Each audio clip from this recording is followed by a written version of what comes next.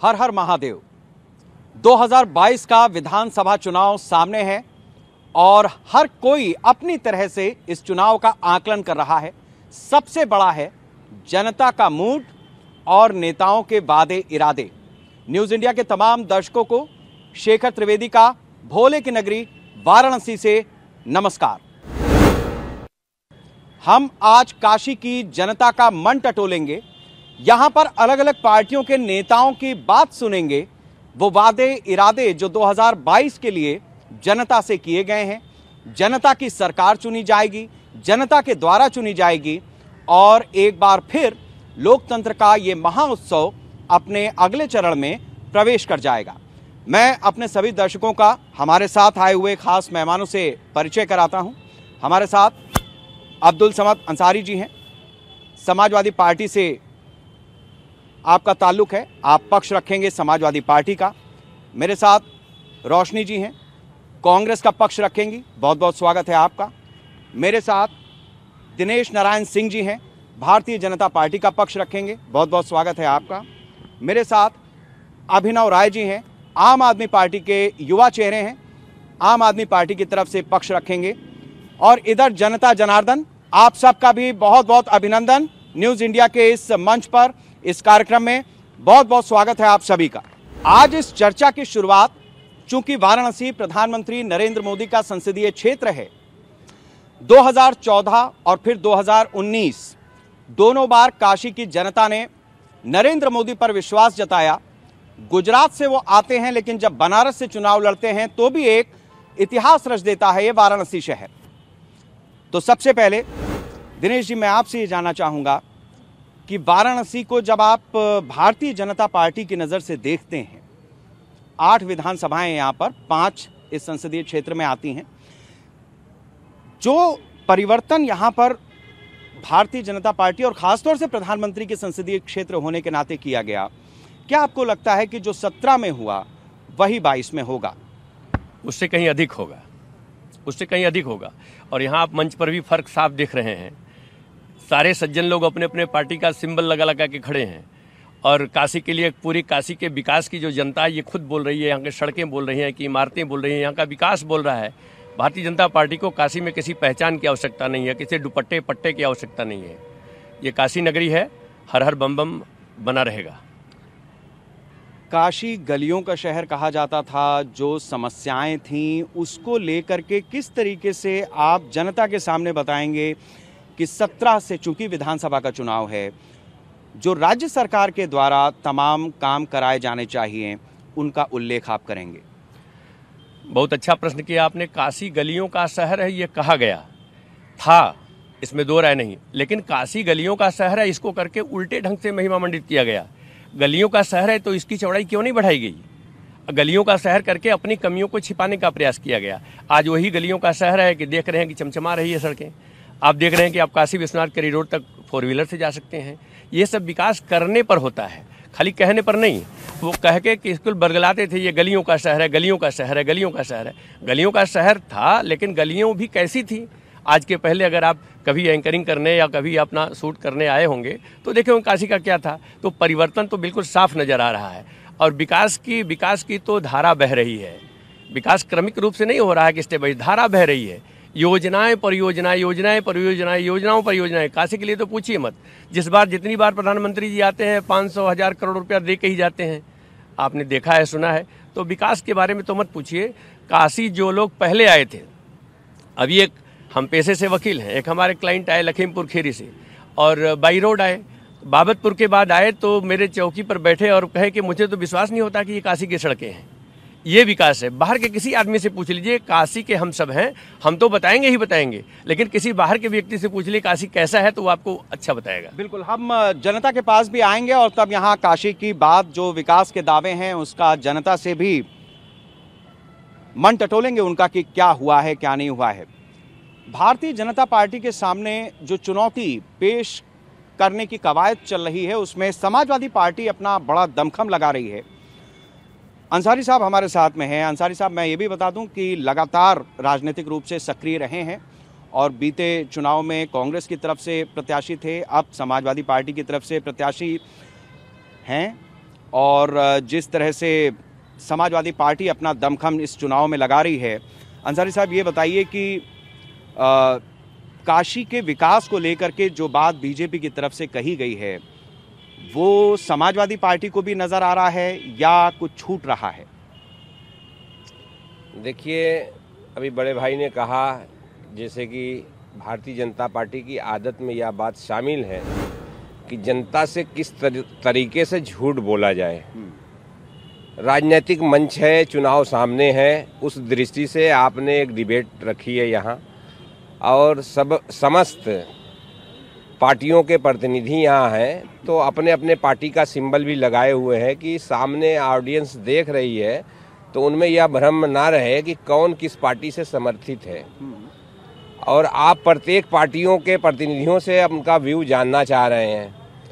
जैसा कि हमारे साथी ने बताया कि प्रधानमंत्री का संसदीय क्षेत्र है और यहाँ जो विकास हुआ उसको उन्होंने बताया कि आपको विकास देखना है तो बाबतपुर आ जाइए।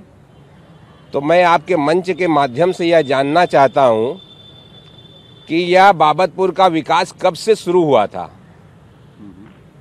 यह वही बाबतपुर का विकास जब यह परियोजना सेंट्रल गवर्नमेंट की और उत्तर प्रदेश सरकार की थी, उस समय इस शहर दक्षिणी उत्तरी से विधानसभा का मैं प्रतिनिधित्व कर रहा था। सन 2007 की यह बात है। और 7 में केंद्र में किसकी सरकार थी और उत्तर प्रदेश में किसकी सरकार थी, यह जनता जानती है, उत्तर प्रदेश जानता है, शायद हमारे साथी नहीं जानते। और उन योजनाओं का पूर्ण रूप से जो उद्घाटन किया गया वो सन 2014 के आसपास किया गया। इतने लंबे समय तक यह योजना चली और उसका क्रेडिट लिया गया कि हमने उद्घाटन, उसका शिलान्यास किसने किया था, आपको याद होना चाहिए। और यह योजना किसकी थी, यह भी याद होना चाहिए। और अभी जहां हम खड़े हैं, हम शास्त्री घाट पे खड़े हैं और यहाँ का भी विकास आप देख सकते हैं। सामने शिलापट भी लगा हुआ है दोनों तरफ, जो यह बताने में काफ़ी है कि उत्तर प्रदेश के अंदर समाजवादी पार्टी की जब भी सरकार बनी, इस सरकार के अंदर क्या विकास कार्य हुआ यहीं पे परिलक्षित हो रहा है देखने से। जैसा कि आप जानते हैं कि भारतीय जनता पार्टी और हमारे शहर से प्रधानमंत्री श्री नरेंद्र मोदी हैं सांसद, और यहाँ विकास के नाम पे कोई, जैसा भाई साहब ने कहा कि जो शहर हमारा जो काशी जो है गलियों का शहर है, ये गलियों का शहर किसने नाम रखा? यही भारतीय जनता पार्टी सन 2000 से पहले की भारतीय जनता पार्टी इन्हीं गलियों के लिए संघर्ष करती थी, इन्हीं गलियों के विकास के लिए। चाहे उत्तर प्रदेश में जिसकी भी सरकार होती थी, सारी सरकारें चाहती थी कि अपने धर्म स्थल का अच्छा सा चौमुखी विकास कर दें। और यह पार्टियां अगर विकास करने के लिए इन तरफ बढ़ती थी तो यही भारतीय जनता पार्टी के लोग यहाँ जो है आंदोलन प्रदर्शन करते थे कि यहाँ धार्मिक स्थलों से छेड़छाड़ की जा रही है। आज इनकी कथनी करनी में इतना अंतर बदल गया, जो भारतीय जनता पार्टी के प्रतिनिधि कह रहे हैं ये वह लोग कहते हैं जो विकास नहीं करते थे। आपने अगर यह विकास किया तो आप बता दीजिए कि इस राह में किसी ने रोड़े आपके अटकाए, कोई पार्टी इन विकास का विरोध किया? हमें तो अफसोस है कि सन 2014 के बाद भारतीय जनता पार्टी जो दंगा पार्टी थी, उस पार्टी ने इस भगवान के चौमुखी विकास का जो एजेंडा लाया उसको समस्त पार्टियों ने समर्थन किया, सहयोग किया। और हर एक व्यक्ति भारत का जो गंगा जमनी तहजीब का प्रतीक, हमारा शहर काशी की गंगा जमनी तहजीब के लिए जाना जाता है, हमेशा से ये सही रहा कि जब भी शहर के अंदर कोई विकास हो तो सामूहिक विकास सबके लिए हो। भगवान सबके होते हैं, ना कि एक पार्टी के होते हैं। ये बड़ी बात है जो अंसारी साहब ने कही है, इस बात को समझिएगा। उन्होंने एक लकीर खींची है अपनी पूरी बात में। चूंकि काशी विश्वनाथ कॉरिडोर का जो निर्माण कार्य है, दिव्य काशी भव्य काशी, ये प्रधानमंत्री के एजेंडे में था, टॉप प्रायोरिटी पे था। और जिस तरीके से कॉरिडोर तैयार किया गया है, उसके बाद अब ये बाकी दलों के लिए भी चुनौती है कि उसको किस तरीके से जनता को बताएं कि नहीं, हमारा भी इसमें योगदान है, हमारी भी इसमें कुछ कर्तव्य परायणता रही है या आहुति रही है। तो उसका जवाब अंसारी साहब ने दिया है। जो दर्शक इस बात को जोड़ ना पा रहे हों उनके लिए ये बात। अब हम आते हैं उस हिस्से पे जो इस बार उत्तर प्रदेश के चुनाव में सबसे दिलचस्प है। लड़की हूं, लड़ सकती हूं। ये प्रियंका गांधी जब उत्तर प्रदेश में 2022 के विधानसभा चुनाव को आगे बढ़ाने की उन्होंने तरकीब निकाली, तो इस कवायद के साथ, इस नारे के साथ अपनी कैंपेन को आगे बढ़ाया। रोशनी जायसवाल जी हमारे साथ में हैं। रोशनी जी, वैसे तो कोई दो राय नहीं है कि चाहे वो 2014 का चुनाव रहा हो या 19 का लोकसभा चुनाव रहा हो या 17 का, कांग्रेस ने कम से कम वाराणसी में नरेंद्र मोदी को घेरने के लिए कोई कसर नहीं छोड़ी। उस तरह से कामयाब नहीं हुई, ये एक अलग बात है, ये जनता का अपना फैसला है। इस बार आप कैसे देख रही हैं? लड़की हूं, लड़ सकती हूं, कैसे अलग हो रहा है इस बार कांग्रेस के लिए? सबसे पहले आपके सभी दर्शकों को बाबा विश्वनाथ की नगरी से हर हर महादेव का उद्घोष करना चाहूंगी। तो सब कहिए मेरे साथ, नमः पार्वती पते हर हर महादेव।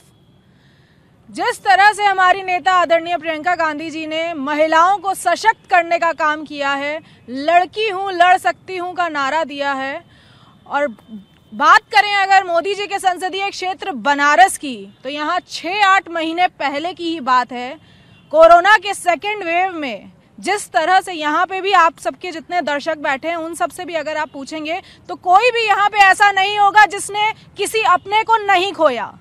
ऑक्सीजन की कमी से, हॉस्पिटल में बेड की कमी से, रेमडेसिविर इंजेक्शन की कमी से किसी न किसी अपने को जरूर खोया। लेकिन उसके बाद हमारे देश के प्रधानमंत्री और उत्तर प्रदेश के मुख्यमंत्री योगी आदित्यनाथ जी, जिनका असली नाम अजय बिष्ट है, वो कहते हैं कि ऑक्सीजन की कमी से, हॉस्पिटल में बेड की कमी से किसी की भी मृत्यु नहीं हुई। क्या इस तर्क से, क्या इस भाषण से, क्या इस स्टेटमेंट से यहाँ बैठा कोई भी इंसान वाकिफ रखता है? क्या ये सत्य है? बिल्कुल नहीं। ये सबसे बड़ा सच है कि भारतीय जनता पार्टी सिर्फ और सिर्फ झूठ के बलबूते आज केंद्र में है, उत्तर प्रदेश में है और बाकी राज्यों में है। इनका झूठ अब जनता के सामने आ चुका है, इनके झूठ से अब जनता वाकिफ हो चुकी है। अब भारतीय जनता पार्टी को वोट देने वाला कोई नहीं है। जिसने अपने परिवार के सदस्य को खोया है, क्या उसका कभी भी मन करेगा कि भारतीय जनता पार्टी को वोट दे? उसके बाद भारतीय जनता पार्टी के नेता और विधायक और मंत्री कहते हैं कि हमने बहुत विकास किया। सबका साथ, सबका सत्यानाश किया है भारतीय जनता पार्टी ने। चिकित्सा और जितने भी यहाँ के हॉस्पिटल्स हैं उसमें लाइन लगी हुई थी, लाश जलाने तक की जगह नहीं थी, 24-24 घंटे, 48-48 घंटे की वेटिंग चल रही थी। उसके बाद किस मुंह से कहती है भारतीय जनता पार्टी कि उन्होंने विकास किया है? हॉस्पिटल्स की व्यवस्था इतनी खराब है। बीएचयू की अगर हम बात करें तो बनारस का बीएचयू बहुत फेमस है, वहां पे वाइस चांसलर नहीं है पिछले 1 साल से, स्ट्रेचर्स की सुविधा नहीं है, लिफ्ट बंद पड़े हैं, तो लोगों को कितनी सारी असुविधाओं का सामना करना पड़ रहा है भारतीय जनता पार्टी के सरकार में। मोदी जी का संसदीय क्षेत्र है ये। मोदी जी के संसदीय क्षेत्र में जब ऐसी घटनाएं हो रही हैं, मोदी जी के संसदीय क्षेत्र में खुलेआम भ्रष्टाचार चरम सीमा पर है, और उसके बाद भारतीय जनता पार्टी सबके सामने आके कह जाते हैं कि ऑक्सीजन की कमी से किसी की मृत्यु नहीं हुई। बच्चा चीख के चिल्ला के कह रहा था कि हॉस्पिटल में बेड की कमी है, ऑक्सीजन की कमी है। मैं 2 चीजें आपसे यहाँ पर जानना चाहूंगा। एक तो ये कि मतलब मुझे समझ में भी नहीं आया, मेरे ख्याल से बहुत सारे दर्शकों को भी ये बात समझानी चाहिए आपको। मुख्यमंत्री का नाम आपने वो भी लिया जो उनका मतलब पुराना नाम था, अभी योगी आदित्यनाथ के नाम से जानते हो, तो इसके पीछे वजह क्या थी? दूसरा, ये सवाल भी पूछा जाएगा कि जिन राज्यों में कांग्रेस की सरकारें हैं, आम आदमी पार्टी के भी यहाँ पर खड़े हुए हैं, मैं उनसे भी ये बात पूछूंगा। दिल्ली में उनकी सरकार है, महाराष्ट्र में आपकी सरकार थी, तो दिल्ली और महाराष्ट्र ये 2 ऐसे राज्य थे जहाँ पर कोरोना से लोगों की डेथ हुई है। तो केवल उत्तर प्रदेश में ही ये सारा नुकसान हुआ, लोगों ने अपनों को खोया। क्या ये बात चुनाव में आपको मतलब भर की जीत दिलाएगी?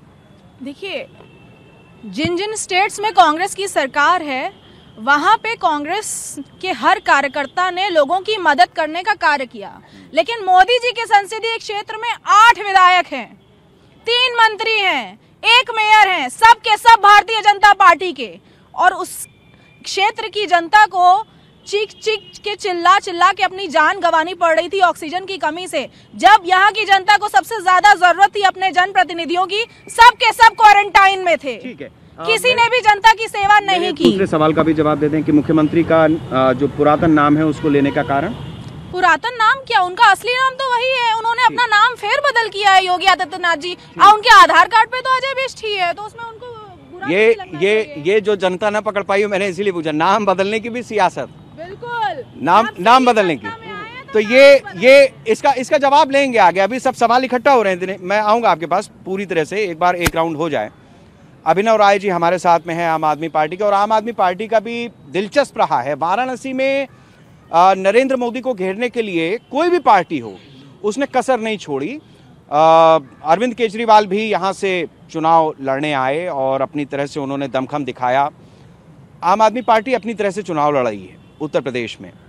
वाराणसी में जिस तरीके की स्थिति है, जो आपने कैंडिडेट्स का सिलेक्शन किया है और जिन बातों को लेकर के आप जा रहे हैं, वो बातें तो ऐसी हैं कि जो यहाँ पर परंपरागत विरोधी राजनीतिक दल हैं वो खट से लपक ले रहे हैं। माइलेज तो उधर जा रहा है। देखिए, पहले तो ये बात मैं बताना चाहूँगा आप सभी को कि ये चुनाव लोकसभा का चुनाव नहीं है कि यहाँ पे चर्चा नरेंद्र मोदी की हो रही है। नरेंद्र मोदी जी लोकसभा के यहाँ के सदस्य हैं, वो 2024 में आएगा तो उनकी बात करेंगे। हम बात करना चाहते हैं विधानसभा की। 2022 विधानसभा है। यहाँ पे विधानसभा में बैठे हुई सरकार, यहाँ पे मुख्यमंत्री, यहाँ के मुख्यमंत्री जी ने बनारस के लिए क्या किया? जैसा हमारे साथी ने बताया कि यहाँ पे 8-8 विधायक हैं, इतने मंत्री हैं, उन लोगों ने क्या किया? हम उस प्रधानमंत्री की चर्चा ही नहीं करना चाहते जो टेलीप्रॉम्प्टर में आज ट्रोल हो रहे हैं, जो बिना देखे कुछ बोल ही नहीं सकते, उनकी क्या चर्चा करें हम लोग? आज शर्म आती है मुझे इस देश के प्रधानमंत्री के ऊपर कि जो 2 शब्द बोल नहीं सकता है बिना टेलीप्रॉम्प्टर के देखे हुए, उसके बारे में चर्चा ही क्या करनी है। और बनारस को क्योटो बनाने आए थे और क्या बना करके रखा आप लोग, सब लोग देख रहे हैं। क्या बना के रखा, आप बताइए ना। बनारस में क्या विकास नहीं हुआ या हुआ, जो भी है बताइए, मैं उसका जवाब दूंगा दिनेश जी। मैं 2024 में उसका जवाब दूंगा आपको कि क्या हुआ। मैं कह रहा हूँ कि 2022 में अगर यहाँ पे विधानसभा में, यहाँ पे राज्य में भी सत्ता भारतीय जनता पार्टी की है, यहाँ पे मुख्यमंत्री भी है, हम प्रधानमंत्री क्यों बात कर रहे हैं? हम 2022 में खड़े हैं आज। प्रधानमंत्री का संसदीय क्षेत्र है, इसलिए चर्चा आना स्वाभाविक है। देश में प्रधानमंत्री एक ही होता है। विधानसभा का चुनाव है, तो आप बताइए ना कि वाराणसी में क्या हुआ, क्या नहीं हुआ? मैं ये जानना चाहता हूँ। आप सरकार पे हमला तो बोलिए। हम राज्य सरकार पे हमला क्या बोले जब आप लोकसभा के प्रत्याशी की बात कर रहे हैं? हम तो ये जानना चाहते हैं यहाँ नीलकंठ तिवारी जी ने क्या किया। हम यहाँ ये जानना चाहते हैं रविंद्र जायसवाल जी ने क्या किया। हम यहाँ ये जानना चाहते हैं सुरेंद्र सिंह ने क्या किया, और तमाम विधायकों ने, मंत्रियों ने क्या किया। तो आपके पास जवाब आएगा कुछ नहीं किया। अपना फंड तक ये लोग नहीं खर्च कर पाए हैं, ये पूरे दावे के साथ कहता हूं मैं। तो हम उस सरकार के साथ आज इस राज्य को ढो रहे हैं जिस सरकार में विधायक मंत्री अपना फंड नहीं खर्च कर पाते। हम उस सरकार के साथ आज उस सरकार की बात कर रहे हैं योगी आदित्यनाथ जी की, जिनके कार्यकाल के दौरान मर्डर, बलात्कार, हत्याएं प्रतिदिन बढ़ती गई। इसी प्रदेश के अंदर हमारे सांसद संजय सिंह ने कहा कि एक STF है, स्पेशल ठाकुर फोर्स। यहाँ पे एक समाज के लोगों ने पूरा कब्जा कर लिया है और पूरा गुंडई मचा रहा है। हर जगह मर्डर, हर जगह बलात्कार तमाम हो रहे हैं। हर जाति, हर समाज के लोगों को परेशान किया जा रहा है। तो ये इस तरह की गुंडई, ये गुंडागर्दों की सरकार बहुत लंबे समय तक नहीं चलेगी और जल्द इसको लोग भाग भेजेंगे। तो ये मैं जनता, देखिए ये चर्चा चलने दीजिए, और चाहे आप किसी भी दल के हों, मैं जब आपके मैं निवेदन करूंगा कि आप अपने समर्थकों को जरा सा इशारा कर दें, क्योंकि ये इस तरीके से देखो चर्चा नहीं आगे बढ़ेगी। आपके नेताओं को बोलने का पूरा मौका है, कोविड का समय है, वर्चुअल रैलीज हो रही हैं, थोड़ा शांति बनाए। मैं आपसे ये जानना चाहूंगा दिनेश जी कि जो अभी आरोप लगे हैं, अब इन आरोपों पे जवाब लेने का वक्त है। जिस तरीके से एक तो ये बात कि आपके विधायकों ने और मेयर ने कोविड के दौरान उस तरह से नहीं किया बहुत सारा काम जो हो सकता था, एक आरोप ये लगाए। दूसरी चीज़ ये है कि जो विकास है वो अगर प्रधानमंत्री के नज़रिए से देखा जाए तो उचित नहीं होगा। जो राज्य सरकार के हिस्से के काम है, विधायकों की निधि है, उन तमाम चीज़ों को लेकर के भी विरोधी पार्टियों का सवाल है। एक तरफ से हम उत्तर देना चाहेंगे। जैसे आपने कहा कि जो आरोप लगे हैं, तो आरोप की कड़ी में अभी हमारे बड़े भाई समद अंसारी जी ने कहा है कि कोई आंदोलन नहीं हुआ, हम लोगों ने साथ दिया। आप पुराने अखबार उलट करके देख लें, कोई कोर कसर कांग्रेस और समाजवादी पार्टी ने रोड़ा अड़काने में, विश्वनाथ कॉरिडोर में कोर कसर नहीं छोड़ा। जाकर के वहां बैठते थे, लोगों को उस्काते थे कि तुम मुकदमा करो, तुम आंदोलन करो, सड़क पर जाओ। इनके एक नेताजी हैं अजय राय जी, जाकर के कहे कि प्राचीनता के साथ खिलवाड़ की जा रही है और जो नई नई मूर्तियां मंदिरें निकल रही हैं उनको तोड़ा जा रहा है, और लोगों से मुआवजे के लिए, लोगों को स्थान न छोड़ने के लिए जाकर के उस्काते थे। आप पुराने अखबार देख लीजिए। तो ये कहना जब आप फेल कर गए तो इधर नहीं उधर मैंने साथ कर दिया, मैंने साथ दे दिया। आपने साथ क्या दिया? आप असफल रहे, एकदम असफल रहे, और इसीलिए हाशिए पर चले गए। तो इनका उत्तर तो इन्होंने कोई सहयोग नहीं किया, कोई कोर कसर नहीं छोड़ा। और फिर वैसे समद अंसारी जी कहाँ करने वाले हैं? समाजवादी पार्टी भी नहीं करने वाली है और वो व्यक्तिगत रूप से नहीं करने वाले हैं। ये क्या मूर्ति पूजा में विश्वास रखने वाले लोग हैं? कतई नहीं, ये बात नहीं है। दूसरी बात, अभी अजय बिष्ट की बात सुनी, माइनो एंटीनियो को कौन नहीं जानता? अगर राहुल जी यहाँ राहुल है, कहीं राहुल है, आप नाम जानते हैं। ये किस तरीके से पूरे हिंदुस्तान में धर्मांतरण कराने का एजेंडा लेकर के सोनिया गांधी को यहाँ प्रस्तुत किया गया है, और किस तरीके से उन्होंने उस समय के तत्कालीन प्रधानमंत्री जी के लड़के को फांसा और आज तक पूरा गिरफ्त में लिए हुए हैं। और इनकी तो खूंटा वहीं से बधी हुई, इनकी बौद्धिक क्षमता का आकलन आप इसी से कर सकते हैं। उस घर में कोई कुत्ता भी पैदा हो गया तो शायद वही प्रधानमंत्री होगा, ये वहीं सरेंडर हैं। तो इनकी बौद्धिक क्षमता तो आप देख ही रहे हैं, इनका क्या उत्तर दिया जाए जिनकी यही स्थिति है। अरे कोरोना वैश्विक बीमारी है, पूरा विश्व त्राही त्राही कर रहा है, 135 करोड़ वासियों का ये देश, इसके बाद कितना अच्छे ढंग से नियंत्रित रहा, इस पर सराहना करनी चाहिए। इसमें भी राजनीति आप देख रहे हैं। आप अस्पताल की बात आपने सुना, आप बीएचयू अस्पताल ऐसा था क्या? जाके देखिए वहाँ। आज जैसे कैंसर के इलाज के बड़े संस्थान यहाँ टाटा की वजह से बने हुए हैं वहाँ, और ट्रामा सेंटर जिस तरीके से उद्घाटन हुआ है। और अभी आप तो सुनेंगे अखिलेश यादव जी को अगर बन पड़े तो वो कह रहे हैं कि मुलायम सिंह के पैदाइश में भी हमने सहयोग किया है। वो तो इतने प्राचीन काल से करते चले आ रहे हैं, सब चीज़ों का उन्होंने शिलान्यास किया। आपको बता दूं, कैंट स्टेशन पर एक सामने फ्लाईओवर बन रहा था।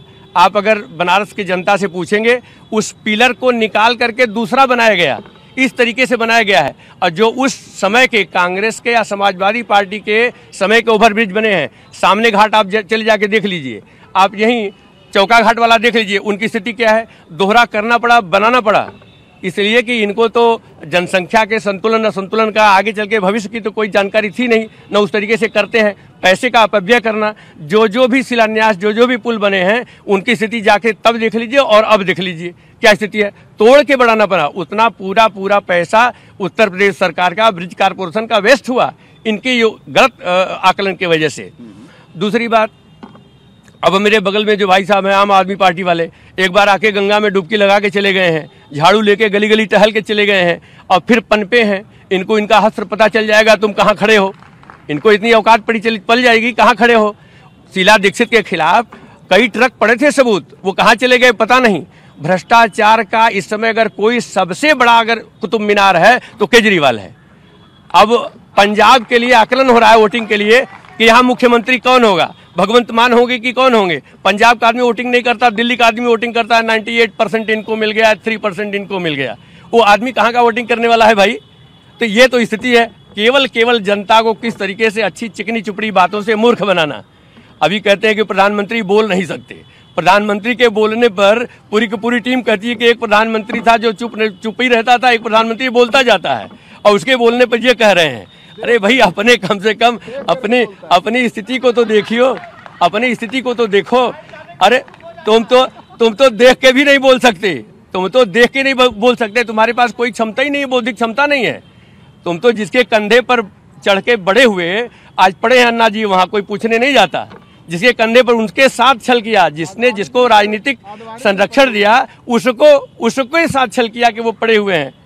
तो आप देखिए, ऐसे लोग हैं तो राजनीतिक महत्वाकांक्षा की पूर्ति के लिए किसी को भी सीढ़ी बना सकते हैं। रह गई बात विकास की, तो मैं आपको बता दूं, 42 लाख से ज्यादा प्रधानमंत्री आवास बने हुए हैं। ये उत्तर प्रदेश की बात है कि बता रहे हैं कि उत्तर प्रदेश में कुछ नहीं हुआ, ये तो केंद्र का चुनाव नहीं है। 4.5 लाख से अधिक युवाओं को यहाँ नौकरी मिली। किसानों के 2,55,000 करोड़ किसानों के सम्मान निधि के जो गए हैं पैसे उनके खाते में, उनसे पूछे किसान सम्मान निधि मिला कि नहीं। 1.52 करोड़ रुपए किसानों को मुआवजा गन्ना का भुगतान हुआ। ये भुगतान हुआ कि नहीं हुआ सब जाकर के देख सकते हैं भाई, कहीं ये सरकारी वेबसाइट पर है। तो इस तरीके से 15 करोड़ से ज्यादा, अब आप सोचिए, कल्पना करिए, दूसरे देशों में अराजकता पैदा हो गया राशन के लिए, यहाँ बैठ करके कोरोना काल में आज 2 साल से लोगों को मुफ्त में भोजन दिया जा रहा है। ये इनके समझ में नहीं आता, किसी देश में ऐसा उदाहरण नहीं है।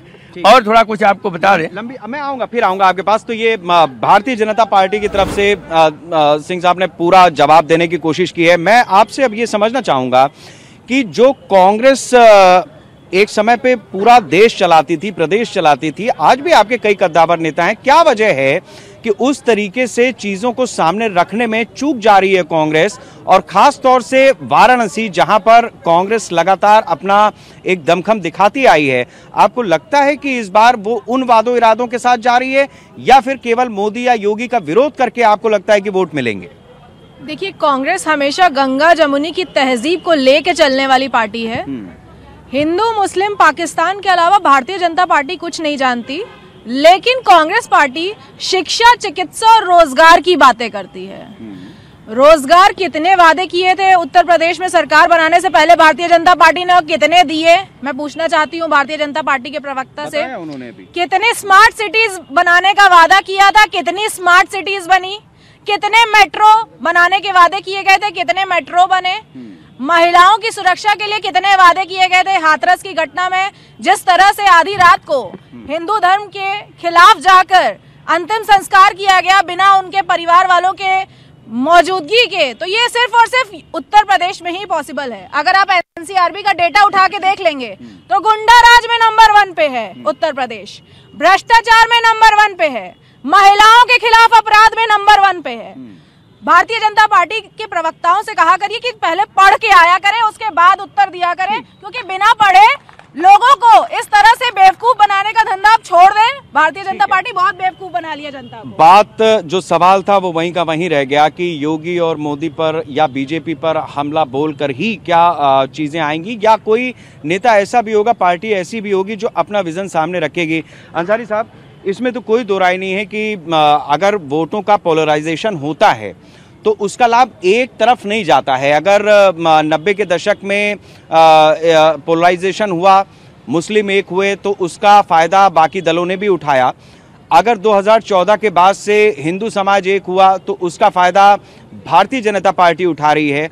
और ये आप भी जानते हैं, क्योंकि जिस तरीके से एकजुट होकर के वोट पड़ता है, अगर वो ना होता तो शायद कोई पार्टी नेता बदलता नहीं। आप पिछली बार कांग्रेस से लड़े, इस बार समाजवादी पार्टी की तरफ से आप लड़ रहे हैं, तो जाहिर सी बात है कि जो जाति है, धर्म है, कहीं ना कहीं वो इफेक्ट डाल रहा है, और आप नेता होने के नाते भी हवा टटोल रहे हैं। देखिए, ऐसा नहीं है। पिछली बार का इलेक्शन अलग मुद्दों पर हुआ था और उत्तर प्रदेश में समाजवादी पार्टी और कांग्रेस का गठबंधन हुआ था।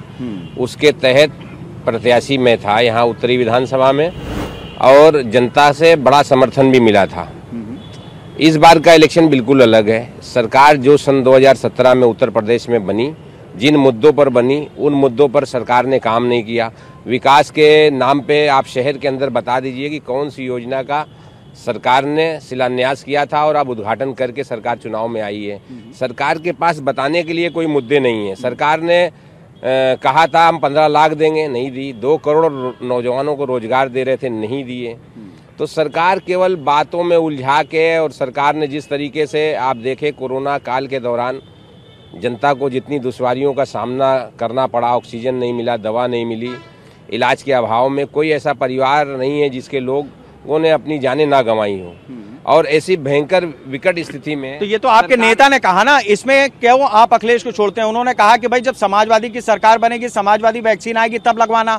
आज WHO भी कह रहा है कि जिन्होंने वैक्सीन ली है उनके ऊपर कोरोना का प्रभाव कम है। आपके नेता कहां छूटेंगे उससे? देखिए, आप एक एंकर हैं और अब एंकर की तरह बात करिए, एक दूसरी पार्टी के प्रवक्ता की तरह नहीं, मैं सवाल रख रहा हूँ। मैंने कांग्रेस से भी पूछा, क्यों नहीं पूछा? आप इसका जवाब दीजिए। देखिए, नहीं, ये अच्छा है कि आपका जब आपके सवाल मतलब का ना हो तो आप हमें प्रवक्ता बता दीजिए। हम ना पूछे, क्यों ना पूछे? बताइए कहाँ है समाजवादी वैक्सीन? सरकार की उपलब्धि पूछिए। पिछली सरकार जो सन 2012 में उत्तर प्रदेश में अखिलेश यादव के नेतृत्व में सरकार जो बनी थी, उस सरकार ने कितना विकास किया था। आज प्रदेश का नौजवान, युवा, गरीब, कमजोर, मजलूम, नौजवान, बुनकर सब याद कर रहे हैं। आज उन्हीं कार्यों को याद कर रहे हैं। आप यहाँ जहाँ खड़े हैं, जहाँ पे आप डिबेट कर रहे हैं, आप इसके ठीक पीछे देख लीजिए वरुणा कॉरिडोर। इस सरकार ने जो अखिलेश यादव ने जिसका उद्घाटन किया था और वो कार कितनी गति से आगे बढ़ रहा था, और इस सरकार ने पूरे 5 साल यहाँ एक कार नहीं किया, और जिसको आप अभी भी देख सकते हैं। सरकार की कथनी और करनी में बहुत अंतर है। ये मैं अपने दर्शकों को अखिलेश यादव जी के नेतृत्व में जो विकास उत्तर प्रदेश में हुआ, उसी विकास को जनता आज याद कर रही है। और उन्हीं मुद्दों पर जनता को आज नौजवानों को रोजगार चाहिए, गरीब कमजोर मजलूमों को उनकी व्यवस्थाएं चाहिए।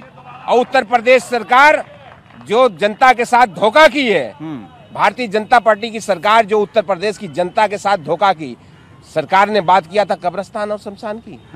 और आज उत्तर प्रदेश के अंदर कोरोना काल में लोगों को कब्रिस्तान और शमशान भी नसीब नहीं हुआ। यही सरकार की कथनी करनी का अंतर मैं बताना चाह रहा हूँ।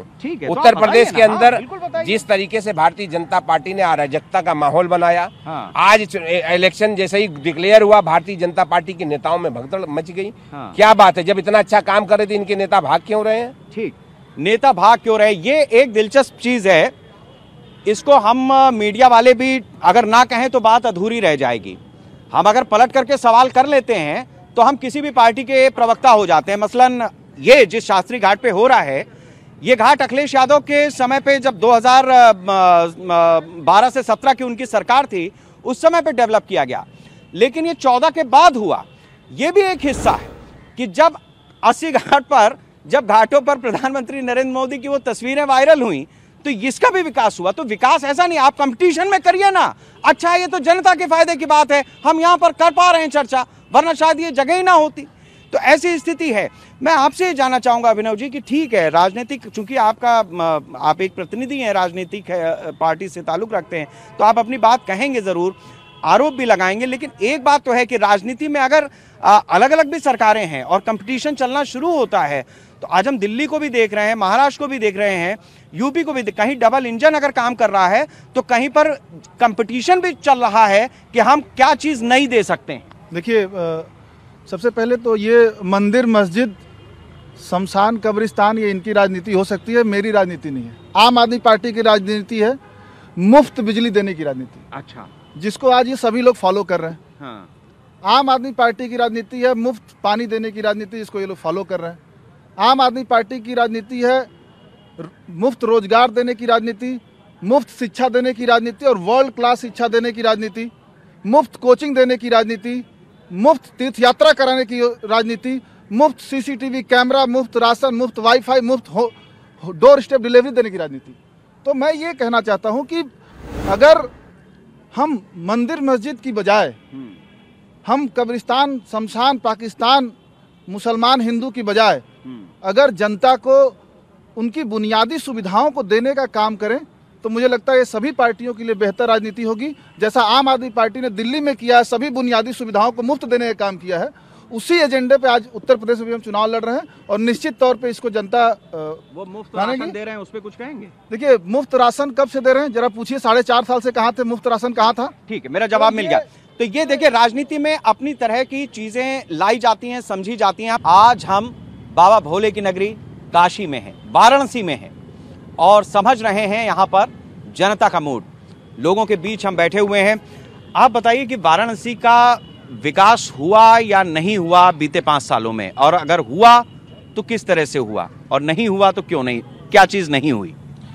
पहले तो जो लोग कह रहे हैं विकास नहीं हुआ, मैं उनसे पूछना ये चाहता हूं कि भैया, आप 2014 के पहले गांव में लाइट कितना घंटा था, घरों में शौचालय कितने थे, आवास कितने मिले थे, लोगों को सड़कें कितनी मिली थी? वाराणसी में क्या बदला? 17 के वाराणसी का पूरा रवैया बदल गया। वाराणसी एक पब्लिक, वो बोल सकते हैं कि प्लेस हो गया जहाँ पे विदेशी पर्यटक हो गया पूरा। वाराणसी में आपको एक जगह से दूसरे जगह जाने के लिए कोई जाम का लफड़ा खत्म हो गया। बिजली, अब बच्चे घर में रात में बैठ के पढ़े। हम लोग पहले अपने समय में पढ़ाई करते थे, इन्वर्टर डिस्चार्ज हो जाता था, लालटेन और डिबरी के सामने पढ़ते थे। अब पढ़ाई करने का स्कोप मिला। गरीब घर में चूल्हा जला के लोग खाना पकाते थे। उज्ज्वला योजना के माध्यम से गैस सिलेंडर दिया गया। आप ये जाके देखिए कि शौचालय, खुले में शौच करते थे, महिलाओं के लिए सबसे बड़ी दिक्कत थी। ठीक है, मतलब आप कह रहे हैं कि बदलाव हुआ है। आप बताइए कि वाराणसी में क्या लग रहा है आपको कि 17 के बाद से विकास हुआ या नहीं हुआ? 17 के बाद वाराणसी में विकास ही विकास हुआ है। चाहे रिंग रोड ले लीजिए, चाहे यहाँ जैसे लोकसभा चुनाव के बाद अखिलेश यादव जी थे तो केवल 5 जिलों को बिजली देते थे। वाराणसी की बिजली ही गायब कर दी गई थी क्योंकि हार गए थे। हमारे भाजपा के प्रवक्ता ने बार बार इस स्थान पे जोर दिया। मैं आपसे बताना चाहता हूँ कि ये देख लीजिए, वरुणा नदी है और ये जो वरुणा कॉरिडोर था, ये वरुणा नदी को विलुप्त करने की साजिश थी। नदी का मुहाना था आधा किलोमीटर लंबा, लेकिन अपने मित्रों के होटलों को बचाने के लिए पूरा इसको नहर बना दिया गया और नाले का स्वरूप दे दिया गया। ये वरुणा नदी को समाप्त करने की साजिश थी, इसको ये लोग विकास बताते हैं। ठीक है, हम लगातार इस चर्चा को आगे बढ़ा रहे हैं और जनता के बीच ही, जनता के जरिए ये समझने की कोशिश कर रहे हैं कि वाराणसी में क्या बदला है, क्या नहीं बदला है। हमारे साथ बीएचयू के लब्ध प्रतिष्ठित कार्डियोलॉजिस्ट हैं, हम उनसे भी चर्चा करते हैं। और जैसा मैंने बताया कि एक नई तरह की राजनीति भी है। बहुत सारे पढ़े लिखे लोग भी राजनीति में हाथ आजमा रहे हैं और अपनी तरह से नए राजनीति को देख रहे हैं। मैं आपसे जानना चाहूंगा कि क्या बदला है वाराणसी में, या आपको लगता है कि बदलना चाहिए? समस्या क्या है बनारस की? देखिए, पिछले 5 साल 7 साल की बात नहीं है। आप पिछले किसी भी सरकारों 25 साल 30 साल के पीछे चले जाइए, हमारे राजनीतिक तंत्र में और हमारे प्रशासनिक तंत्र में किसी भी समस्या को हल करने के लिए जो तरीका है वो है फाइल बनाना और कागज में काम कर देना। कोई भी सरकार आई हो वो कागज में ही काम पूरा करती है। अभी भाई साहब ने कहा कि बनारस खुले में शौच से मुक्त हो गया है। इसके लिए प्रोसीजर क्या है? जिलाधिकारी महोदय ने एक गजट जारी करते हैं अखबार में कि बनारस को खुले में शौच से मुक्त किया जाता है। जिसे आपत्ति हो वो अपनी आपत्ति दर्ज कराए 15 दिन के अंदर। 15 दिन के अंदर अगर कोई आपत्ति नहीं दर्ज होती है तो 15 दिन के बाद फिर से जिलाधिकारी एक गजट जारी कर देते हैं कि यह बनारस, मतलब आप ये कह रहे हैं कि बनारस में जगह जगह लोग अभी भी शौच कर रहे हैं खुले में? आप बिल्कुल कर रहे हैं। आप सुबह जाकर के देख लीजिए, बनारस में ही रेलवे स्टेशन है, पटरी किनारे जाके देख लीजिए। भाई साहब ने कहा कि जाम की समस्या नहीं है। ये कौन से बनारस में रहते हैं? तो ये आप ये बताइए कि आम आदमी पार्टी से आप उम्मीदवार भी हैं, आप कैसे ये समस्या दूर करेंगे? देखिए, नहीं आप बताएं कि हाँ जी जो प्रशासनिक व्यवस्था है उसमें आम लोगों की भागीदारी करना। जैसे दिल्ली में कुछ काम किया गया है। दिल्ली में रेल की पटरी के किनारे नहीं हो रहा है, आप कह रहे हैं कि खुले में शौच दिल्ली में नहीं हो रही है। मैं बनारस में हूँ, बनारस में चुनाव हो रहा है, मैं बनारस की बात कर रहा हूँ। वही मैं कह रहा हूँ, बनारस में कैसे दूर करेंगे? अव्यवस्था दूर कैसे होगी? अव्यवस्था को दूर करने के लिए आपको ऐसे प्रशासनिक तंत्र को बनाना पड़ेगा। दिल्ली में एक बहुत छोटी सी शुरुआत की गई है डोर स्टेप सर्विस डिलीवरी की। आपको अगर अपना आधार कार्ड बनवाना है, पैन कार्ड बनवाना है, ड्राइविंग लाइसेंस बनवाना है, आप ऑफिस में कॉल करिए, वो आप अपॉइंटमेंट फिक्स करेंगे, आपके यहाँ आएंगे, आपके डॉक्यूमेंट्स लेंगे, आपका बायोमेट्रिक डाटा वेरीफाई करेंगे और 15 दिन के अंदर आपका। चलिए, ये व्यवस्थाओं की बात हो गई, लेकिन खुले में शौच दिल्ली में नहीं हो रही। दिल्ली वाले देखें जरा, मतलब ये डॉक्टर साहब का कहना है, बनारस में रहते हैं, इनका कहना है कि रेल की पटरियों के किनारे लोग गंदगी करते हैं। जाहिर सी बात है कि नहीं होनी चाहिए। सरकार की तरफ से अभियान भी चलाया जाता है, लोगों को जागरूक किया जाता है। क्यों है? ठीक है, हाँ क्वेश्चन करना चाहूँ। हमसे ना करिए, आप अपनी समस्या रखिए। सबसे बड़ी उत्तर प्रदेश की समस्या है कि आज सबसे ज्यादा लोगों का सबसे ज्यादा ध्यान जो भटकाने काम कर रहा है, पहली समस्या युवाओं को रोजगार। ठीक, आज उत्तर प्रदेश में जो आपके लिए है, जो उत्तर प्रदेश में बेरोजगारी के आंकड़े 10% थे, वो आज पता है 50% के करीब हो गए। आज व्यापारी वर्ग पूर्ण रूप से तबाह हो चुका है। अच्छा, कैसे? अरे जो जीएसटी लाकर, जीएसटी में 500 संशोधन हो चुका है, फिर भी लोग आज जीएसटी से व्यापारी परेशान है। आज किसान पिछले मैं देखे जैसे ही चुनाव आया, एक साल हमारे अन्नदाता खुले छत के खुले आसमान पे वो अनशन किए, बैठक किए, कितनी आंदोलन, कितनी किसान आत्महत्या कर लिए और कितने किसानों को मारा गया। वो बीजेपी के केंद्रीय मंत्री का लड़का आज कुचल दिया, यहाँ तक कुचलने के बाद गोली भी चलाया। दो समस्याएं इन्होंने रखी, युवाओं के रोजगार। ठीक है, मैं और बहुत सारे लोग हैं, मुझे सबके पास जाना है। जी बताएं, क्या पूछना चाहते हैं? मैं ये जानना चाहता हूं कि वाराणसी में आपको क्या लगता है, विकास हुआ नहीं हुआ, समस्या क्या है, किस बात को लेकर के आप अपना वोट देंगे और क्या सवाल रखेंगे उस नेता के सामने जो आपकी कुंडी खटखटाएगा और कहेगा वोट हमें देना? देखिए, वाराणसी की जनता जिस विकास को चाहती थी वो विकास नहीं हुआ। कॉस्मेटिक विकास को अगर विकास मान लिया जाए तो ये समझता हूँ कि जनता के साथ जो सही मायने में जो जरूरतमंद जनता है उसके साथ जो है छलावा होगा, और ये छलावा भारतीय जनता पार्टी 2014 से निरंतर करती चली आ रही। ठीक, कॉस्मेटिक विकास हुआ है। और भी कुछ लोग हैं, आप बताइए भाई, बहुत सारी आपको क्या लगता है कि क्या कुंडी खटखटाएगा जब नेता आपके दरवाजे पे, क्या सवाल होगा आपका, विकास हुआ या नहीं हुआ? देखिए, यहाँ विकास भरपूर हुआ, हमें तो कुछ ऐसा देखने को मिलता ही नहीं जहाँ विकास नहीं हुआ। हाँ, यह है कि कांग्रेस की तरह, समाजवादी पार्टी की तरह एक परिवार का विकास नहीं हुआ। समस्त देश का, राज्य का और पूरे बनारस जिले का विकास हुआ है, एक परिवार का विकास नहीं हुआ। एक परिवार का विकास नहीं हुआ। हम इधर भी लोगों से सवाल लेते हैं। आप बताइए कि क्या है यहाँ की समस्या? सर देखिए, युवाओं के लिए अभी तक मैं लखनऊ जब भी गया तो मुझे घेर घेर कर पुलिस वाले युवाओं पे लाठियां चलाते रहे। आज ये होता है कि उनकी कोई सुध लेने वाला नहीं है। 68,500 भर्ती में दिव्यांगों का जो मूलभूत अधिकार है उस अधिकार को नहीं दिया गया। दिव्यांगों को, जो बिल्कुल असहाय हैं, जो प्रकृति प्रदत्त विकलांग हैं, उनका कोटा तक सरकार खा गई। उनकी सीटें कहाँ गई? इसी तरह तमाम युवाओं के, चाहे ओबीसी हो, चाहे 69,000 भर्तियों में तमाम ऐसी भर्ती। युवाओं का रोजगार एक समस्या है, ये बात लगातार आ रही है। हाँ बताइए। मैं आपको बताऊं कि आप उस सरकार की बात कर रहे हैं जो कि कोई भी एग्जाम हो ऐसा, और हर एग्जाम में लीक हो रहा है। कोई भी बच्चा पढ़ करके इतनी मेहनत करने के बाद पता ये चला कि पेपर लीक हो गया। एक चीज मैं आपसे जानना चाहूंगा, वो ठीक है, ये बात आपकी बिल्कुल ठीक है कि अभी ये टीटी वाला हुआ था, इससे पहले नीट का हुआ, हाँ, जेईई का हुआ, कौन सा ऐसा एग्जाम है जो इससे पहले सारे एग्जाम सही हो रहे थे? मेरी बात सुनिए, पूरे पहले सही हो रहे थे या नहीं? नहीं, पहले नहीं था, पहले नहीं हुआ। पहले जब से सरकार बैठी है, एक तरफ से एग्जाम का स्टैंड करना, एक्सटेंड करते जा रही है, बढ़ाते जाओ। उसके बाद अगर एग्जाम हो गया, उसके बाद उसमें लीकेज पैदा कर दो, फिर बच्चे फंसे हुए हैं। जितने युवा हैं सब त्रस्त हैं, किसी भी बच्चों से पूछिए। हाँ बताइए। जो उज्ज्वल योजना वाले बोले हैं कि उज्ज्वल योजना बांटे हैं, 1,000 रुपया सिलेंडर का कौन कौन भरवा रही है? चलिए ठीक है, ये नहीं हो गया भैया, सबके पास जाना। हाँ बताएं भैया, ये बताइए कि आज डीजल और पेट्रोल का दाम इतने बढ़ गए हैं, तो केंद्र सरकार ने इसको जीएसटी से बाहर क्यों रखा गया है? ये सबसे बड़ा मुद्दा है। महिला सुरक्षा तो सबसे बड़ी बात है। महिला सुरक्षा, आप भी बताएं अपनी बात, क्या समस्या है? पहले मैं आपसे ये पूछना चाहता हूँ कि आप मुझसे किस मुद्दे पे बात करेंगे? आप ये बताइए कि जब नेता आपके दरवाजे आएगा, कहेगा मुझे वोट देना, मैं नहीं कह रहा किस पार्टी का, लेकिन आप पलट करके उससे सवाल करेंगे कोई कि भाई तुम हमें क्या देने वाले हो? आप बताइए क्या मांगेंगे? सबसे पहले हम ये कहना चाहेंगे कि प्रधानमंत्री और योगी जी जिस प्रकार से मूर्ख बनारस की जनता को बना रहे हैं, बाबा विश्वनाथ धाम दिखा करके, चाहे श्री राम को ला करके, उनकी इतनी हैसियत नहीं है कि वो प्रभु श्री राम जी को लाए।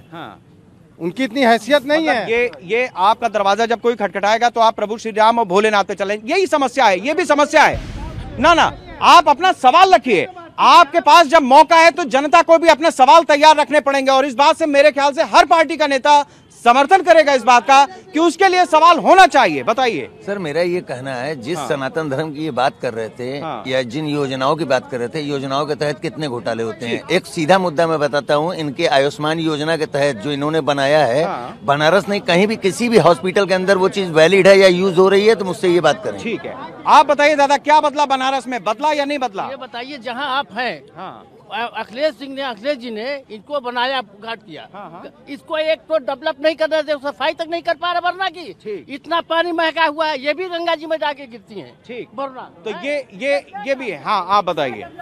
जहाँ अपना कैमरा चल रहा है आपका, इसके 50 मीटर लेफ्ट एंड राइट आप खुद कैमरा घुमा दीजिए, विकास ऑटोमेटिक दिख जाएगा। चलिए ठीक है, आप बताइए भाई, क्या कहेंगे आप, विकास हुआ नहीं हुआ? जब नेता आपके दरवाजे आएगा क्या पूछेंगे आप? सर्वप्रथम सब आपको नमस्कार, यहाँ दर्शक उपस्थित दर्शकों को मेरा नमस्कार और काशी की जनता को हर हर महादेव। जो नेता हमारे दरवाजे आएगा मैं उसका स्वागत करूंगा, क्योंकि वाराणसी में मैं विगत 25 सालों से रह रहा हूं। मैंने आँख भी खोली, वाराणसी में खोली। उसके बाद से आज से 12 साल पहले, 8 साल पहले, 10 साल पहले जब सपा और बसपा की सरकार थी, हम लोग यहाँ से BHU जाने में कतराते थे। क्या हम BHU जाएँ? मन करता था ना जाएँ, क्योंकि पूरा दिन आपका बर्बाद होता था। यहाँ से हम धूल खाते हुए BHU पहुँचते थे, धूल खाते हुए आते थे। आज आप यहाँ से BHU जाते हैं बिना किसी रुकावट के, बिना किसी दिक्कत के, आप वापस आते हैं। वाराणसी से बाहर जाने में आपको रिंग रोड पकड़ करके आप वाराणसी के किसी भी कोने में आप जा सकते हैं, इलाहाबाद रूट पे आप जा सकते हैं, मुगल सराय जा सकते हैं। ठीक है, मतलब ये हमारे नज़र में चीज़ें बदली हैं यहाँ पर। ठीक है, हाँ मैं आता हूँ, बताइए। एक आप क्वेश्चन पूछ लीजिए। मैं, आप बताइए ना क्यों बुलाया मुझे? मैं, आपने अपनी बात रखने के लिए बुलाया। हाँ, हमारी बात ये है कि ये जिला मुख्यालय है और शास्त्री घाट है। हाँ। और इस शास्त्री घाट पे आज के 5 साल पहले यानी 9 साल पहले जब हम लोग गुजरते थे तो बदबू होती थी, और माननीय अखिलेश यादव जी ने इस शास्त्री घाट को किया। ठीक है, एक मिनट हाँ। एक क्वेश्चन। और बगल में पंडित दीनदयाल उपाध्याय चिकित्सालय है, जहाँ पर MRI की मशीन बन के तैयार है, सब कुछ तैयार है। एक मिनट, आम जनता गरीब मजदूर अपना MRI नहीं करवा पा रहे हैं। जब मैं वहाँ कराने के लिए गया तो बोला कि अभी इसका उद्घाटन नहीं हुआ है। हम मदन जी आप बताइए, हमारे जो सहयोगी हैं मदन लगातार वाराणसी कवर करते हैं। मदन, किस तरीके से आप इस चुनाव को देख रहे हैं 2022 के? देखिए 2022 का जो चुनाव है बहुत ही सामाजिक तरह से महत्वपूर्ण है, और खास करके अगर बात करते हैं कि नौजवानों और युवकों को लेकर के जो यहाँ पे खास कर नाराजगी जरूर देखी जा रही है, लेकिन जहाँ तक अगर हम विकास की बात करते हैं तो विकास भी हुआ है। कई ऐसे मुद्दे हैं जो भी जनता जो है, जो यहाँ के जो प्रतिनिधि हैं उनसे नाराजगी भी थोड़ी बहुत है, लेकिन अगर ये इससे नकारा नहीं जा सकता है कि विकास नहीं हुआ है। विकास हुआ है, लेकिन तमाम चीज़ें हैं, जैसे लोगों को जो युवा हैं उनको जो है ना नौकरी चाहिए, तो इस तरह के मुद्दे को, शिक्षा में, स्वास्थ्य को लेकर के इस तरह के तमाम मुद्दे हैं जिनको लेकर के जनता बकाया है। बिल्कुल, हमारे साथ इस समय अभिनव पांडे जी भी हैं, हमारे न्यूज़ इंडिया के पॉलिटिकल एडिटर हैं। आप किस तरह से देख रहे हैं अभिनव इस पूरे वाराणसी के ये जो गोलबंदी हो रही है, यहाँ पर अलग अलग पार्टीज, अलग अलग उनके समर्थक, अपने अपने दावे, अपनी अपनी समस्याएं, इसमें राजनीति तो पूरी है, लेकिन इससे आगे क्या है? देखिए शेखर जी, मैं बता दूं कि मैंने अपनी जो पत्रकारिता की शुरुआत है ना, वो आज से 21 साल पहले यहीं से शुरू की थी। तो उस समय में और अब के समय में जो है मुझे बड़ा बदलाव नज़र आता है।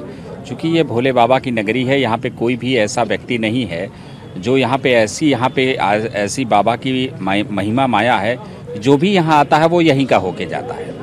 और यहाँ पर अगर आप रहे तो यहाँ पे कोई फक्कड़पन है, आराम से टहलना है, घूमना है, विकास है, हर चीज़ों पे देखिए बात होती है। कांग्रेस का रिज्यूम रहा, कांग्रेस के बहुत ज़्यादा, कमलापति त्रिपाठी जी यहीं से हुए। इसके अलावा अगर आप देखिए, अब चूँकि मोदी जी 14 से हैं, 14 से लगातार यहाँ पर मोदी जी हैं, लेकिन उसके बावजूद भी समस्या यहाँ पर यह है कि आदमी यहाँ पर इस रूप में है कि उसको सिर्फ विकास गदौलिया या आप अंधरापुल या आप महदागिन या आप कैंट, यहीं तक विकास नहीं है। विकास आपको और जगहों पर चीज़ों को देखना पड़ेगा। मैं जिस जगह पे हम लोग बैठे हुए हैं, आप ये देखिए, ये अखिलेश यादव की आइडियोलॉजी था। मैं तारीफ़ करता हूँ उसको कि ये जो नदी थी, जो वर्डा नदी है, इसके किनारे किनारे बाकायदे उन लोग उसी तरह से जो टोन्स की बात करते हैं, जो आप बाकायदे आप बॉम्बे में चौपाटी की बात करती हैं, उसी तरह परिवेश में यहाँ पे बनाने की एक कायाकल्प की यहाँ पे की गई थी, शुरुआत की गई थी। तो सरकारों को क्या है कि जिस चीज़ को आपने अधूरा छोड़ा है, पब्लिक का मैंडेट जो भी, उसको आप फर्दर कंटिन्यू भी करिए। तो इस पे तो ये दिक्कत हो जाती है, कहते फीता हमारे ही नाम का सब काट रहे हैं जो हमने किया था, इस पे भी तो दिक्कत है। नहीं, कंटिन्यू देखिए करना, क्योंकि पैसा फाइनली यहाँ पे जनता का लगा हुआ है। पैसा किसी पब्लिक का या किसी पार्टी का नहीं लगा, पैसा जो लगा है वो वहाँ पे। लेकिन फिर भी अगर आप देखिए तो बनारस में, अगर मेरे से पूछेंगे तो बनारस में फिर भी बहुत चीज़ें बदली हुई दिखाई पड़ रही हैं। जिस एयरपोर्ट पर आप जाने के लिए 45 से 1 घंटा लगता था, वहाँ आज 15 मिनट लगता है। जिन रोडों पर कभी कल्पना नहीं की जाती कि वो 4 लेन की होंगी, जो 1 लेन की होती थी और आधे में भी अतिक्रमण हुआ करता था, वहाँ पर मैं आज बाबा विश्वनाथ के जब दर्शन कर आ रहा था तो मैं देखा तो वो 4 लेन की हो गई। तो फाइनली अगर देखा जाए तो मोर और लेस विकास यहाँ पर दिखाई पड़ रहा। पहले जैसे बनारस नहीं है, बनारस है। बिल्कुल अभिनव जी, हमारे बड़े सहयोगी ऐसे हैं जिन्होंने ज़मीन पे चल करके और फुट रिपोर्टिंग करके और चीज़ों को समझा है। और इस तरीके से जो इलेबरेट करने का अपना एक इन्होंने माध्यम बनाया, उससे समझ में आता है कि जो दरअसल विकास एक सतत प्रक्रिया है, विकास एक निरंतर चलने वाली प्रक्रिया है। अगर किसी काम को बसपा ने शुरू किया था और उसके बाद समाजवादी पार्टी की सरकार आई और अगर वो काम रुक गया तो भी दिक्कत है। अगर समाजवादी पार्टी की सरकार के बाद भारतीय जनता पार्टी की सरकार आई और वो काम रुक गया तो भी दिक्कत है। इसके साथ साथ भारतीय जनता पार्टी के बाद अगर जो सरकार भी आती है, अगर वो उस काम को रोक देती है या अपनी तरह से नहीं बढ़ाती है तो भी समस्या है। अब हम इस चर्चा के बिल्कुल आखिरी हिस्से में हैं। अंसारी साहब, मैं बिल्कुल आखिरी हिस्से में हूं। मैं बहुत जल्दी से ये समझना चाहूंगा कि समाजवादी पार्टी बनारस को लेकर विजन क्या रखती है अगर 2022 में उसकी सरकार बनती है। विजन दीजिएगा, आरोप मत दीजिएगा। देखिए, जो समाजवादी पार्टी सन 2022 में पूर्ण बहुमत से उत्तर प्रदेश में स्थापित होगी। बनारस से ही इसकी शुरुआत होगी। जितने भी विकास के कार्य अधूरे रह गए हैं या जिसमें त्रुटियां रह गई है या इस वर्तमान सरकार ने जिस भी विकास कार्य को अपने ढंग से जो उसको कमर्शलाइज किया है, उन सबको जनता के डिमांड पर, जनता से विचार विमर्श के बाद उन विकास को और गति दी जाएगी। ठीक है। रोशनी जी, कांग्रेस फाइट बैक कर रही है, कम बैक कर रही है, लेकिन थोड़ा इस बात को अगर मैं कह दूं कि सरकार उसी की बनने जा रही है तो हो सकता है कि किसी को आपत्ति ज्यादा हो जाए, क्योंकि फाइट बैक तो कर रही है कांग्रेस, हर जगह अपनी जो मौजूदगी है वो दर्ज करा रही है। विजन क्या है, ये आगे कैसे बढ़ेगा, इसको कंटिन्यू कैसे करने वाले हैं आप? देखिए, देश की महिलाएं ही हैं जो सबसे ज्यादा दंश झेल रही हैं गरीबी का, महिलाएं ही हैं जो सबसे ज्यादा दंश झेल रही हैं बेरोजगारी का, महिलाएं हैं जो सबसे ज्यादा दंश झेल रही हैं महिलाओं के खिलाफ हो रहे अत्याचार का। तो महिलाएं ही डिसाइड करेंगी कि 2022 में किसकी सरकार बनने वाली है, क्योंकि महिलाओं ने अपना नेता चुन लिया है। आदरणीय प्रियंका गांधी जी जिस तरह से महिलाओं के मुद्दे पे, किसानों के मुद्दे पे, युवाओं की बेरोजगारी के मुद्दे पे लगातार संघर्ष कर रही है हर मुद्दे पे, तो उत्तर प्रदेश की जनता भी निश्चित, मेरा पूरा विश्वास है कि कांग्रेस पार्टी को वोट देने जा रही है और हमारी आदरणीय प्रियंका गांधी जी को अपना नेता चुन चुकी है। ठीक है। हम आम आदमी पार्टी से भी एक बार समझ लेते हैं, विजन क्या है, विजन बताइए। देखिए, आम आदमी पार्टी का विजन क्लियर है। आम आदमी पार्टी चाहती है जिस तरीके से दिल्ली में सभी बुनियादी सुविधाओं को मुफ्त दिया जा रहा है, वो जनता के टैक्स के पैसे से दिया जा रहा है, उसी तरीके से इस देश में हर राज्य की जनता अपने अपने टैक्स के पैसे सरकार को देती है। हम यही चाहते हैं कि जिस तरीके से दिल्ली में अरविंद केजरीवाल जी ने 7 साल से एक मॉडल को डेवलप किया और चला रहे हैं, और उसी मॉडल में सभी बुनियादी सुविधाओं को मुफ्त देते हुए अपने राज्य के बजट को दोगुना कर रहे हैं, तो इसी मॉडल को हम चाहते हैं कि पूरे देश के सामने रखा जाए और इसी को जनता एक्सेप्ट। विजन है मुफ्त, आम आदमी पार्टी ने जो बात रखी, विजन मुफ्त है। मैं अब आखिर में सिंह साहब आपसे समझना चाहूंगा कि देखिए, चूंकि सरकार आपकी रही है इसलिए थोड़ा सा समय आपको मैं दूंगा। एक तो ये कि जो बेरोजगारी की बात है, युवाओं को लेकर के जो लाठियां बरसाने वाली जो इस तरीके की बातें आई हैं, कुछ शायद विकास हमेशा चलता रहता है, तो ऐसी स्थिति में आप क्या अपना विजन रखेंगे कि ये जो चीजें हैं उसको किस तरीके से आप आगे लेकर के बढ़ने वाले हैं, या आपको लगता है कि अभी ये संघर्ष का समय आ गया है? संघर्ष का नहीं, जो भी योजनाएं चल रही हैं अनवरत चलेंगी। अगली सरकार भी पूर्ण बहुमत के साथ बनने जा रही है। मैं आपको बता दूं, अगर आप चैनल, आपका नेशनल चैनल है, अगर आप पहाड़गंज की तरफ उतर जाए नई दिल्ली में और कूड़े का अंबार अगर आपको दिख जाए तो आपको लगेगा कि नहीं, हम किस विकास की बात देख रहे हैं, कौन सा मॉडल देख रहे हैं यहाँ का। झाड़ू तो इनके पट्टे में, टोपी में है, लेकिन वो लगता नहीं। मैं देख रहा हूँ जो वो अच्छा ना कि वही मॉडल यहाँ पेश करना चाहते हैं, तो आप देखेंगे। क्या कहेंगे बेरोजगारी को लेकर के बहुत सारे लोगों ने ये निश्चित रूप से बेरोजगारी, लेकिन बेरोजगारी और मुफ्तखोरी दोनों में अंतर है। माफ करिएगा, बहुत एकेडमिक डिबेट की बड़ी इच्छा थी कि यहाँ कुछ होगा, लेकिन यहाँ पर्सनल टॉक के अलावा कुछ नहीं हुआ। मुफ्तखोरी जरूरी है या हमको रोजगार जरूरी है? यहाँ मुफ्तखोरी की बात ज्यादा हो रही है। नौकरी, सर्विस और रोजगार में अंतर है। सर्विस की अंग्रेजी नौकरी होती है, नौकरी चाहिए आपको, रोजगार एम्प्लॉयमेंट होता है, उसका रोजगार होता है। ये जो सड़कें बन रही हैं, जो कॉरिडोर बन रहा है, उसमें कितने लोग मजदूर काम कर रहे हैं, ये नहीं पता क्या? और 4.5 लाख से ज्यादा कोरोना काल के होते हुए भी नौकरियां दी है भारतीय जनता पार्टी ने। तो पहले तो इनको अंतर स्थापित करना होगा कि ये एम्प्लॉयमेंट क्या है और सर्विस क्या है, इस दोनों का अंतर स्थापित करना होगा। दूसरी बात कि अगर आप चर्चा को आगे बढ़ाते हैं, ये 70 साल से जिनकी सरकारें रही हैं, बर्थ रेट कितना है और कितना एजुकेशन में आपको प्राइमरी में से लेकर के और ग्रेजुएशन तक कितने लोग एडमिशन लेते हैं, आप कहाँ बीच में खो जाते हैं युवा भाई, और आपको चाहिए नौकरी। तो सारी बातें हैं, उस सब पर काम हो रहा है और निश्चित रूप से होगा। अभी बहन ने कहा महिलाओं के लिए उज्ज्वला योजना किसके लिए था, शौचालय की योजना किसके लिए थी, ये सब महिलाओं के लिए है, ये सब महिलाओं के लिए है। महिलाओं के दर्द को आदरणीय मोदी जी ने, उत्तर प्रदेश सरकार ने जाना है।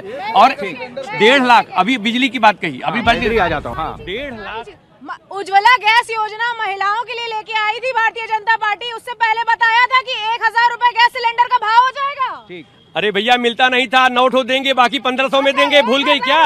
9 ठो देंगे बाकी 1500 में देंगे। अब तो उपलब्ध है, जब चाहो तब ले जाओ, जितना चाहो उतना ले जाओ। तब तो ब्लैक करते। ठीक ठीक, बहुत बहुत शुक्रिया हमारे साथ आए हुए सभी मेहमानों का, यहाँ पे आई हुई जनता का भी बहुत बहुत धन्यवाद। कुल मिलाकर के देखिए, बौद्धिक चर्चा जो हम लोग करने की कोशिश करते हैं, वो जब चुनाव का वक्त आता है तो इसी तरीके से मुद्दे उछलते हैं और जनता भी अपनी बात को रखने के लिए उछल पड़ती है। ये वाराणसी शहर है, अपनी तरह से गंगा का पानी बहुत बह गया, दशकों से बहता आ रहा है, सदियों से बहता आ रहा है, और अपनी तरह का ये प्राचीनतम दुनिया का शहर एक ऐसे इतिहास को समेटे है जहां पर भविष्य की नई उम्मीद भी दिखाई देती है और वर्तमान का बहुत बड़ा एक सवाल भी दिखाई देता है, जिसका जवाब हर सरकार देने की कोशिश करती है, लेकिन जनता अपनी तरह से उसको कभी नकारती है, कभी उसको स्वीकारती है। चूंकि वाराणसी का शहर है, इसलिए चलते चलते मैं चाहूंगा कि सब एक साथ बोलो हर हर महादेव, हर हर महादेव।